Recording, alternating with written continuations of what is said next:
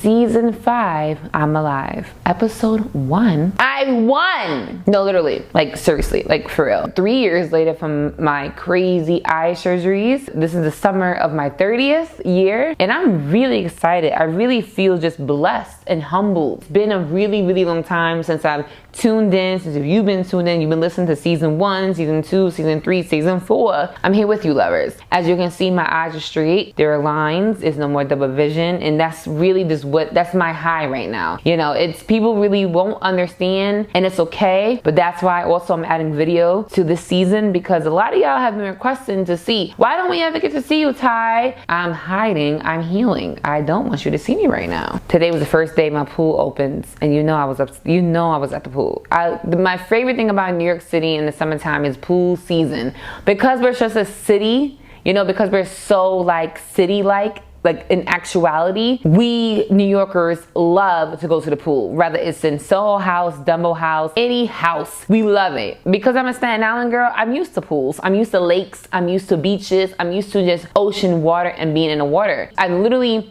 moved to one of the best buildings in New York City. It's like I live in a hotel, and I'm so blessed to be able to just experience this as a 30-year-old. You know, I moved in here and I was 28, and I didn't even get to see straight. Back then, I was seeing double still. It was just a lot. I was very vulnerable. My confidence level was really low, and I didn't realize it until I became healed. You know, now, you fast forward 3 years later, I'm 30 years old. I'm taking over the world, and I mean that. I mean, in the most humblest way, of course. You see, God doesn't push you through experiences and things for you to be mediocre. Nah, no, baby. God puts you in situations, God knows that you can handle it, that it'll shape you and prepare you for what's next in your life. Well, the thing is, when you're in it, you don't see that. When you're in it, you don't see a win. When you're in it, you're thinning out your patience, your emotions, your skills, and you're just like, oh my gosh, when is this gonna be over? Well, that's something to tell you, lovers. If I can do it, you can do it too. So, lovers, what's up? I mean, the last time we checked in with the lover, he was in Jamaica. We had a lot of Jamaican revelations. I mean, we left off with just the relationships and, of course, my crazy relationships. You know, a lot has happened since January to May, per usual, in my love life. And this is what it is. I think that because of the surgeries, I didn't put like my foot down where I should have, because I didn't have the effort. I didn't have the energy. I didn't really do the things that I am used to doing when it comes to courting me, when it comes to dating me, when it comes to being a lover in my life. And it's because I didn't care, right? I was just at the point where I just wanted all my energies to be on my eyes, on my healing. I didn't realize that that's actually great. Then when the fantasy is over, the reality kicks in, which is now. It's time to let go. Do you know what that means? That means completely letting go of the things that's been hindering us, that's been holding us, that's been doing all these things. And you know, because you listen to your spirit, listen to the inner you, of course. But lovers, let it go. Let it go in order to grow. I say it every episode, every season. Currently, as you know, I'm in Thailand right now. I rearranged my apartment again for the feng shui. Today, the first day that our rooftop pool has opened, because pool season is back. I'm happy that everyone's getting vaccinated. I'm also happy to hear that COVID-19 numbers in New York City have been like this, or at least the media wants you to think that. People are taking their health very seriously, and I really do appreciate it. I mean, we're in 2021. We have a new president, President Biden, which some people like, some people don't. For me personally, this episode, I'm going to keep my politics out of it. This is a recap. This is to reintroduce you to the brand and to who I am. I'm a mixologist, a lover, and a podcaster, amongst many other things within journalism and hospitality. Currently, I'm still bartending. Thank God I have these hands as a use of skill sets to bring me the income to fund my life. I'm also very blessed to be able to know that. I want you lovers that are tuned in, that are listening, to go ahead and follow me on Tiy Hampton's page on Instagram, Ty the Bartender, and For the Lovers Podcast, all on Instagram. Subscribe to the YouTube page, which this podcast will be posted on.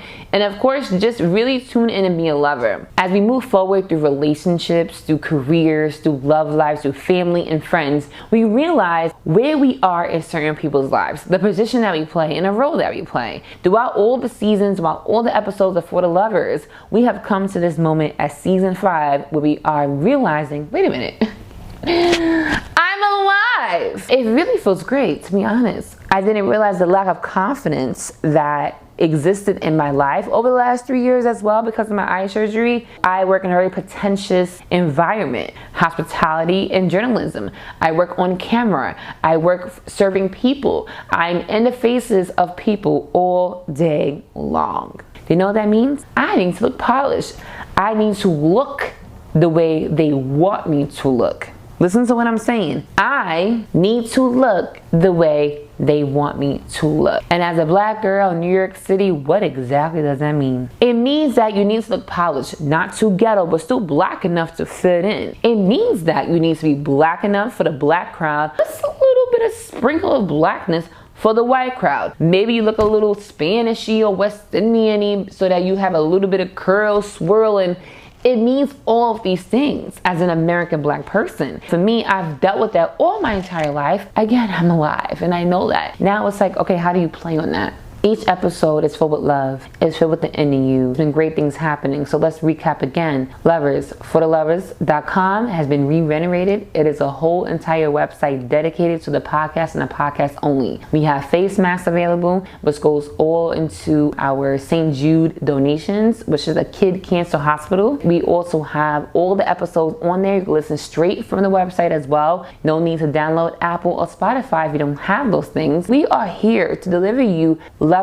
lovers information, and that's it. My love life, you ask. Well, I have been friend zoned. Oh my gosh.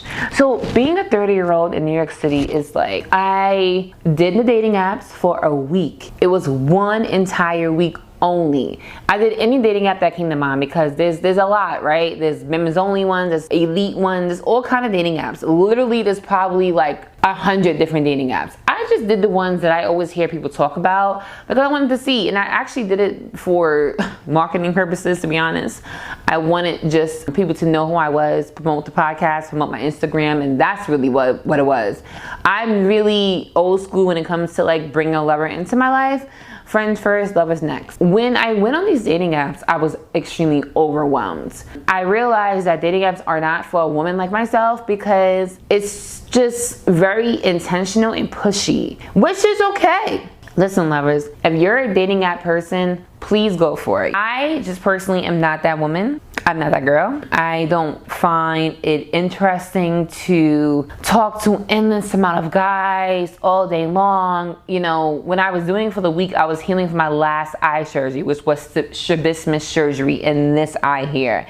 This eye here never had any surgery, but because this one had 4 surgeries, my doctor decided to operate on this one to align it with this one because this one has equipment in it. We don't want to go in here and touch that. This is healed, we're good. Let's go to the one that hasn't been touched, which brought a lot of fear into me. Cut the muscles, measure it, realign it, bring it down, bring it over to match this one. I don't have any more double vision. My depth of perception is completely on and I can see straight. It's just amazing how God works. I must say it again and again because I am just so emotional about this whole process. When I went on the dating apps at the end of March, I decided to just try it out. I literally downloaded all of them. I know I wasn't going to meet up with anyone because I'm tired. I was like, let me just download them. I'll put my Instagram, you know, being on set with the different shows that I've been acting on as well. In mostly the winter and the early spring season, I met a lot of women on set and they told me what they do. They go in Bumble, they go in Hinge, they go in Bagel Meets Coffee, which is for interracial dating. They go on Raya, which is an elite members only, you know, dating app. They go on these different platforms, BLK, another one, to either promote themselves or, you know, to actually meet the love of their lives. Dating apps are very intentional. So my advice to you when it comes to dating apps, don't join one unless you really want to actively date. I'm not an active dater. If I meet you, we're friends, you want to go out, we graduate, you know, we have interests, there's a flirtatious thing. I'm a natural flirt anyway. There's a common interest here, then we can move forward. But to like go on a dating app, hey, what are you doing tonight? Whoa. Like, it's just so overwhelming and so outrageous to me. So when I joined the dating app, I think I actually did join on a Friday. I had so many people hitting me up in my DMs and just like, you know, on this rampage. And my favorite was Hinge. I like that it could be a little bit intellectual, right? Like, you know, you can do like 6 prompts with photos where you're saying different things. So I didn't make it sexual at all because I'm also like a sex baby. So I didn't want to like promote my sexiness because obviously guys are going to gravitate to me for that. And I don't want that. I decided to actually put some clever quotes about myself. That was great. You know, if you're intellectual like myself, then it'll be fun to join with another intellectual person. I met people that were intellectual on there. I really did. And some of them I'm actually still friends with. That's a great thing. That was 2 months ago. And literally to this day, I'm friends with probably just one. I'm only friends with one because everyone else really wanted to like actively date every weekend whenever I had a free time. And I'm just not that girl. If I have a free time, I'm asleep. Like, and people who are new in my life don't realize that. And it's so weird that I have to explain that time after time after time after time. So lovers, again, thank you for tuning into For the Lovers Podcast, Season 5, Episode 1. I'm Alive with your host, Tiy Hampton. You can follow me on Instagram at Tiy Hampton.